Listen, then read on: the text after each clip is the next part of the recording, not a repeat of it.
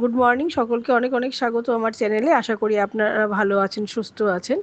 আমি আমার গত ভিডিওতে যেই টিপসগুলো দিয়েছি আশা করি আপনাদের ভালো লেগেছে।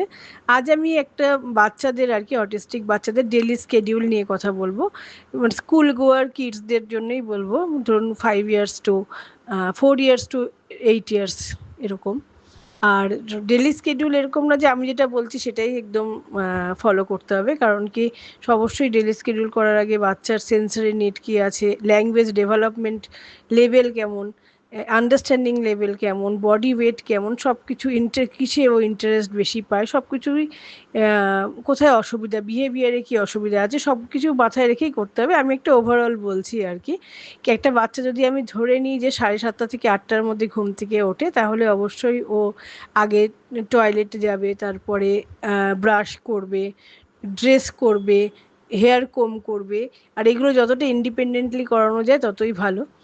আর যদি তার ল্যাঙ্গুয়েজ ডেভেলপমেন্ট কম থাকে, মানে যদি সে নন ভার্বাল বা সেমি ভার্বাল হয়, সেক্ষেত্রে পেক্স ইউজ করলে, আমি পেক্স নিয়ে একটা ভিডিও করেছি অলরেডি, ইউজ করলে অনেকটা মানে বেটার রেজাল্ট পাওয়া যায়। আর সকালে উঠে মর্নিং ওয়াক করতে পারে। সে যদি বাইরে যাওয়ার সময় না থাকে ছাদেও করতে পারে, 1/2 আওয়ার ছাদে ঘোরাঘুরি করলো, ইয়োগা ফ্রি হ্যান্ড এক্সারসাইজ করতে পারে।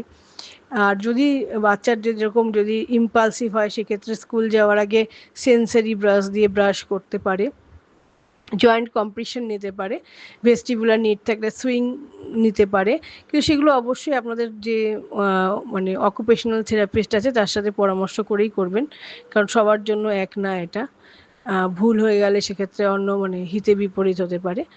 আর তারপরে তো সে স্কুল চলে যাবে 9টার সময়, এবং তার আগে যে ব্রেকফাস্ট করবে, ব্রেকফাস্টের সময়ও তাকে তার সে যদি সেমি ভার্বাল হয় বা নন ভার্বাল হয়, সেক্ষেত্রে কিন্তু পেক্স দেখাতে পারেন, যাতে ও নিজের ব্রেকফাস্টটা নিজে চয়েস করতে পারে। তো এগ হতে পারে, ব্রেড হতে পারে, ওটস যদি খায়, খিচুড়ি যদি খায় তার একটা ফটো, বা অমলেট যদি খায় তার একটা ফটো, যেটাই ও ব্রেকফাস্ট করে তার ফটো দিয়ে তাকে চয়েস করতে দিলে তার একটা ভালো হয় আর কি, তার মানে ডিসিশনটাকেও একটা ইম্পর্টেন্স দেওয়া হয়।